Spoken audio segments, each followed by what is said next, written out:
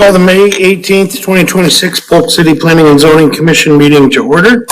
Roll call. Here. Ross. Van Alstine. Here. Vogel. Here. Olfest. Here. Can. Here. Lupton. Here. Item 3, approval of the agenda. I'll make a motion, we approve it as written. Second. All in favor? Aye. Opposed, same sign? All right. Item 4, approval of P&Z Commission meeting minutes for April 20th, 2026. I make a motion to approve the meeting minutes for April 2026. Second. All in favor? Aye. Opposed? All right, item passes. Item 5, Block 10 of Polk City, former City Hall final plat. City engineer report? So for the commission's consideration tonight is a final plat related to block 10, which is the block that the old City Hall, fire station, and city-owned parking lot exists on today. The proposed final plat will take a number of lots, alleys, and various other subdivisions and kind of consolidate them into a more functional lot layout, as well as address some items that have been outstanding. One of the big drivers on this topic is the city council has an interest following the IEDA downtown assessment a couple years ago at this point regarding potential infill of the property where the police department currently parks their vehicles. As the city continues to grow, we've identified this as an opportunity to potentially build a new building in an area that hasn't seen new development in a significant amount of time, and do so in a way that kind of sets the tone for what future subdivisions or not subdivisions, but development, redevelopment, and infill could look like in the square. So the proposed final plat in front of the commission tonight consolidates/creates two parcels, one being a parcel that contains the city's parking lot, the fire department, police station building, and then the Big Creek Elementary School. The second lot is a 0.07 acre parcel split between the Masonic Lodge and the old City Hall for the purposes of infill development. The zoning on these parcels is currently GF1, so should the city choose to sell this lot and pursue infill development of any kind, that a rezoning would be required at that time, as well as an additional site plan.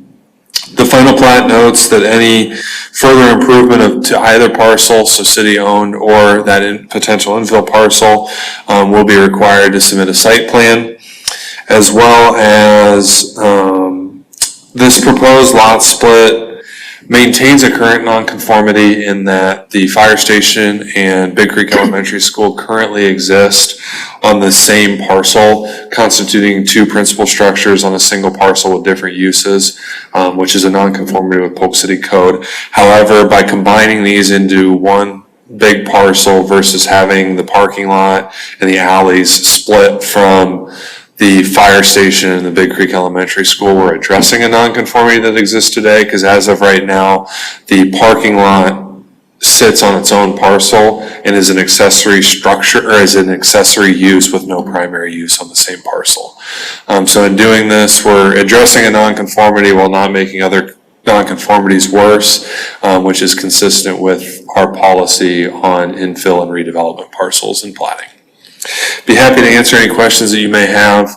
We recommend approval of this item, subject to final preparation and review of all legal documents by the city attorney.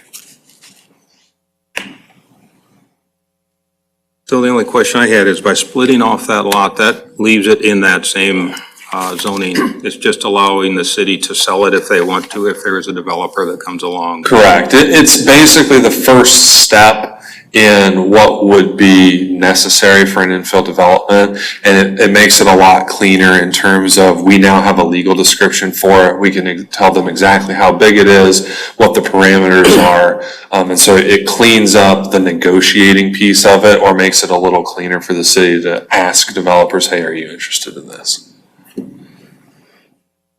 P&Z would have at least two more bites at the apple in terms of rezoning and then a site plan. before anything would be developed on that parcel. Has there been any thought or concerns with the location of the structures with regard to the firewall? I mean, I know you can sidestep and get around it, it's been that way, but that being your emergency services, should there be So rectified there? the building official is aware of that, and they've made both the police and fire aware of it. I think as we continue to develop how that original city or that old city hall building is handled and what exactly constitutes the historical structure, if we can take anything off we're at about 9.5 feet of separation right now.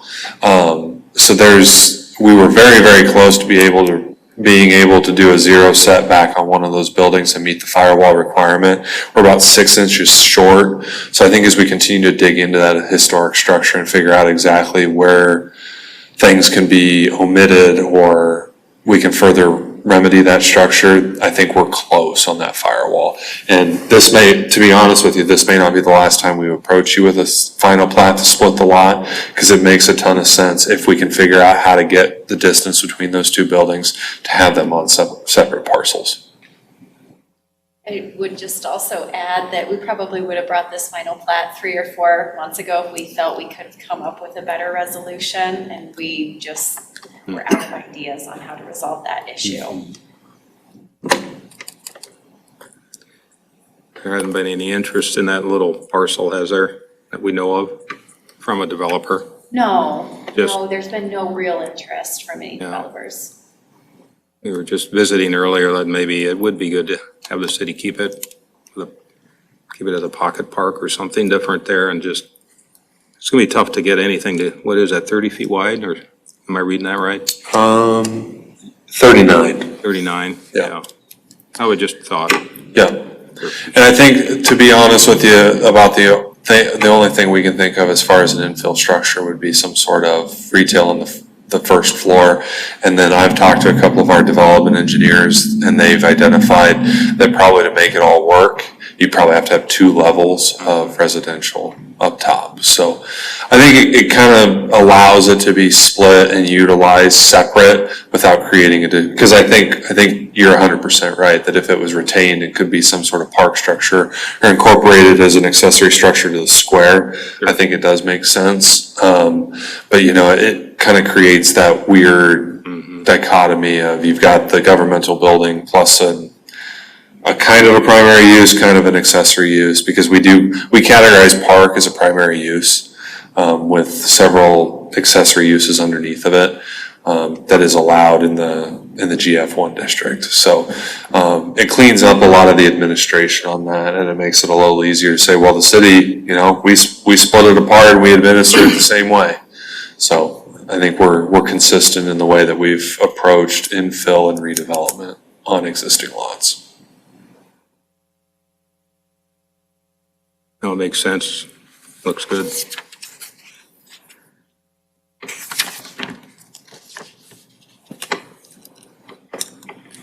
Any other questions, or is there a motion?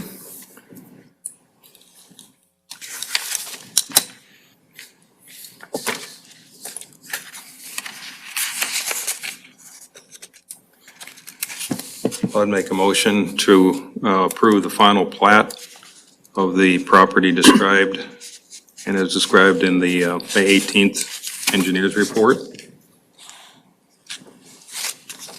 I'll second that motion. All right, roll call? Yes? Alstein? Yes? Vogel? Yes. Olfest? Yes? Yes. Blickman? Yes. All right, item passes. Item 6, reports and particulars. No council liaison. City manager? A heads up to you all, we've been requested by a developer to hold a special planning and zoning meeting in early June. Developer's on a tight timeline for residential subdivision project and has requested that you meet before the June 8th city council meeting. So our office will send out a doodle poll probably in the near future to see about holding a special planning and zoning meeting. As I recall, they need to pay a fee to do that. Is that to cover you folks' expenses? Yeah, okay. $500 to hold a special planning and zoning meeting, and the developer is aware of that Okay. cost. So just, is it June 1st, that Monday night is what they're thinking, or have you not picked a date? We will look at a few different dates. Yeah. The first week of June, but we will consider Monday the 1st. The I was just going to pencil Parks in. Commission meets that Monday, so we might Oh. have a little bit of an issue with that, but we'll try to see what we can work around. Okay. Staff comments? Just wanted to make the commission aware, you'll see pavement going down on the roundabout on the 3rd and Northside Drive here this week, as long as weather doesn't completely destroy the rock overnight. And then the first week of June approximately is when they're gonna flip over, and we will maintain north-south traffic through that intersection, but the east leg will be closed for most of the summer to accommodate that roundabout construction. We'll have a signed detour that takes you up and around up to 126th Avenue, so that you can get through that intersection, but that east leg will be closed to through traffic. We highly, highly, highly encourage anybody that asks to not utilize Madison and 6th as a pass-through. Those are substandard roadways with no sidewalks along them, and so we do not want additional traffic. So those will also be closed to through traffic as well, and signed as such.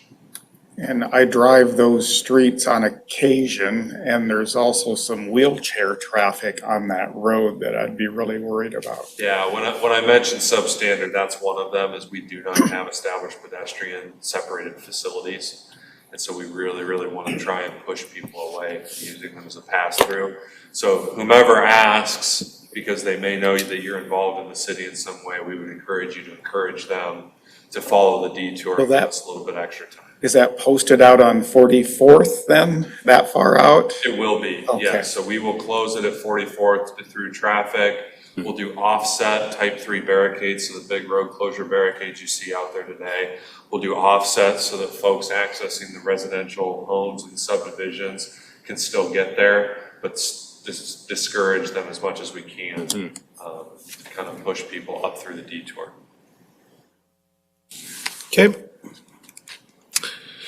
Commission comments? And we have our Wednesday session, right? And what is that training covering? It's done by the ISU Extension Office. It's just an intro into planning and zoning. They're just gonna go over with you. We'll have in the bag provided for dinner. So if you have any dietary restrictions, please let me know, and I'll get that ordered for you. But it's gonna be from 5:30 until 8:30. A group of us did similar training probably 12 years ago. We drove to, I think there was like 6 of us drove to Carroll one night and saw it or did it up there. It is extremely informative. At least that talked a lot about Iowa law and, you know, our true role versus what we think our role is and things like that.